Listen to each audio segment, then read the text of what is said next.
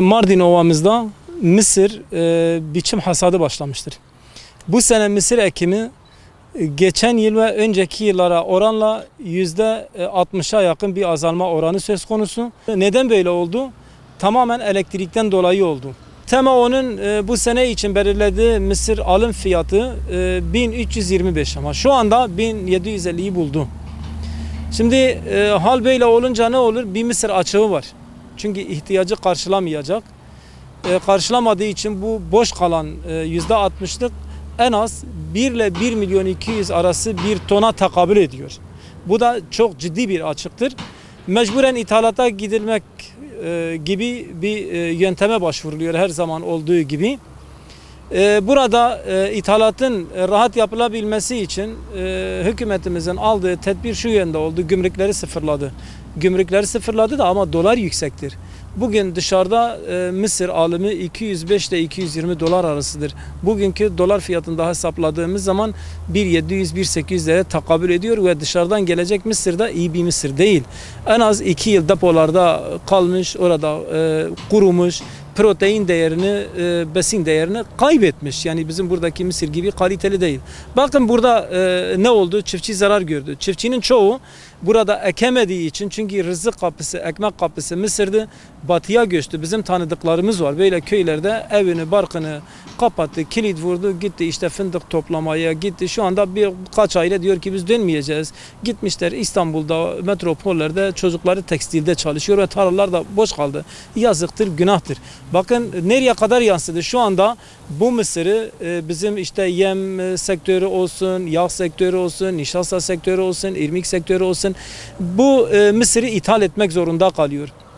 Sadece Mardin'de ekilmeyen, boşta kalan 1 milyonla 1 milyon 200 bin ton mısır dışarıdan getirdiğimiz zaman tonu 220 dolardan yaklaşık bu gidiyor 400 milyon bir dolara tekabül ediyor. Oysa hükümetimiz burada, biz onu o zaman da basında dillendirdik, bakanlarımıza, ilgili bakanımıza gönderdiğimiz raporda da yazdık.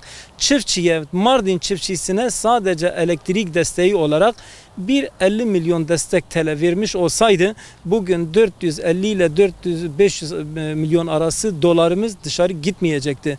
İnsanlar bu araziyi boş bırakmayacaktı. Çiftçilerin durumu da iyi olacaktı. Sonuçta bu çiftçiler bu mısırı üretiyor ve burada satıyor. O para yine yurt içinde dönüyor.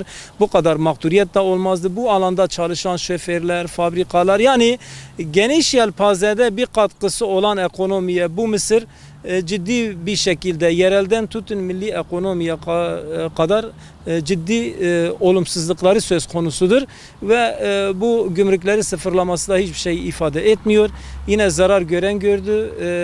Bizim bunu dile getirmemiz birilerini suçlamak amacıyla değil veya hükümetimizi eleştirmek amacıyla değil, ama bu bir hataydı.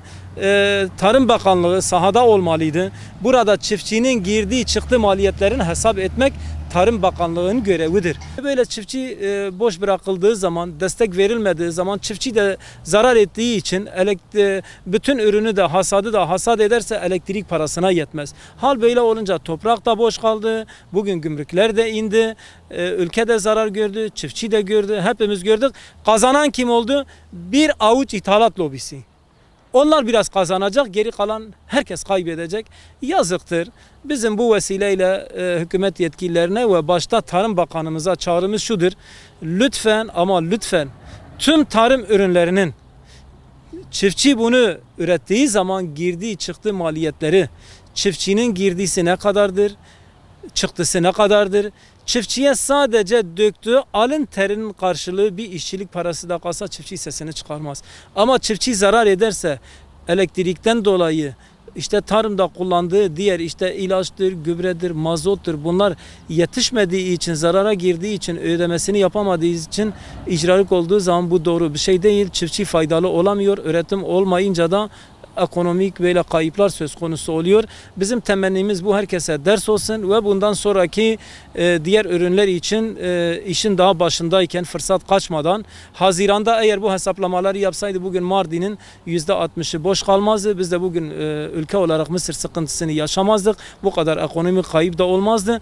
Önümüzdeki sezonlarda diğer ürünlerin ekiminde bunu dikkate almalarını ve çiftçiyi sahipsiz bırakmamaları konusunda hükümetimizden hasreten beklenti, talebimiz, temennimiz, ricamızdır.